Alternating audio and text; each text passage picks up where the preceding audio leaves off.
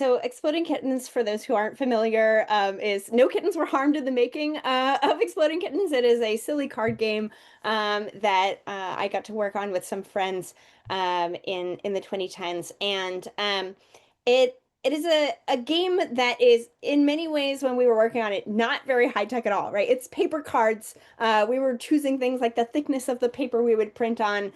We made some rookie mistakes about having full bleed back covers. If you play the game, you know what I'm talking about.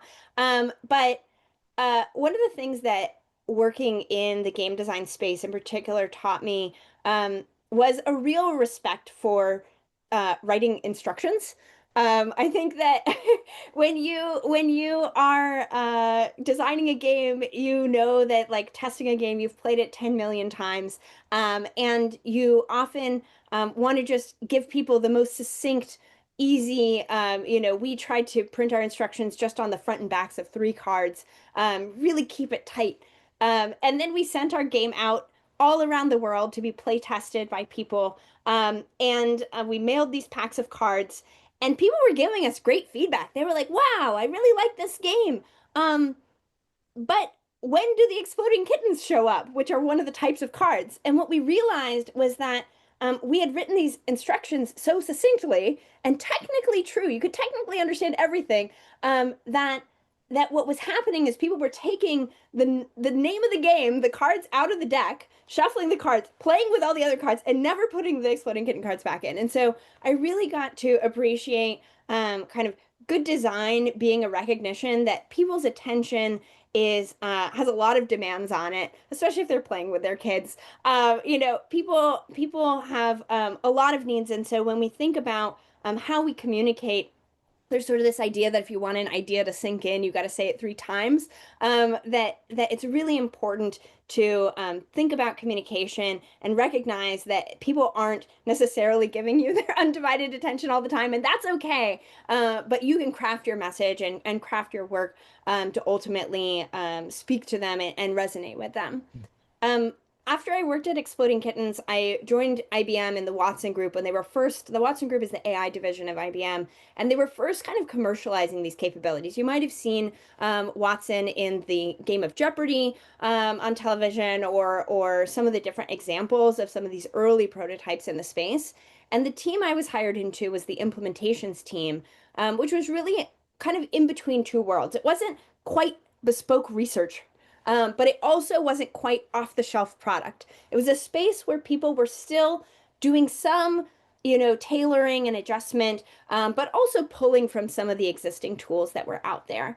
And I had this incredible opportunity in that team to work cross industry and cross geography.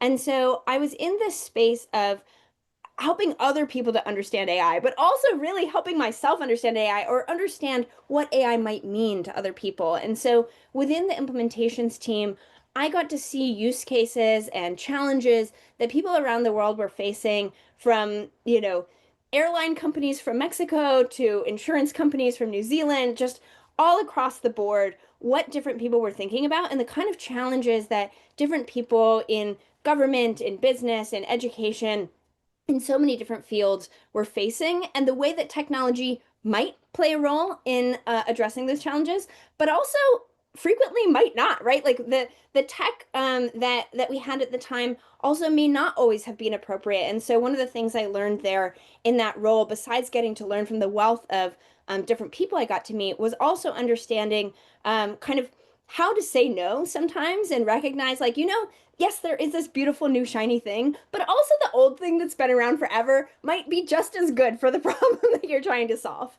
I also got an appreciation for the incredible work that people inside of so many organizations are doing. And especially when I moved to the partnership on AI, I was working with many different AI companies and many different organizations, helping to shape kind of ethical and responsible AI governance. And I think that from the outside, sometimes it can feel really frustrating looking at the behavior of companies that feel like they're not aligned with our values in the impact space. But one of the things that I came to understand is that in every organization, in every, monolithic behemoth, there are people inside who are fighting the good fight, who are trying to do the right work, do the right thing, and steer toward good. And so, a phrase I often use is like, there's a rebel in every Death Star, right? Like, no matter how messed up the organization is, government, corporate, whatever, there are people who are trying to do good in there. And so, something that's really informed my work from my time at Partnership on AI has been recognizing that there are people who are trying and that I can help them. I can support those rebels in the Death Star and help them to achieve the vision.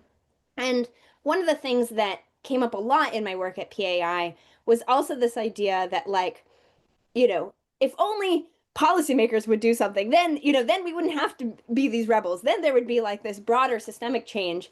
And so I was really fortunate to be able to go and work in Congress in Senator Wyden's team, specifically on tech policy here in Washington, D.C., thinking about how we actually can make that broader systemic change. And something that I learned out of that space was that well, one, policymaking is hard, but also it's very easy to talk at a high level about the change that we want to make. I can't count the number of times that I would be in a conversation with advocates, with people who are working on issues that are near and dear to my heart, that were really aligned with what my office stood for. And they would say, like, we need to do this or we need to stop doing that. And I would be like, great, I agree with you. My boss agrees with you. We're all aligned here. What three words do I need to change to make that a reality? And people would be like, well, I'm not a lawyer. I don't know. And I'm like, I'm not a lawyer either, y'all.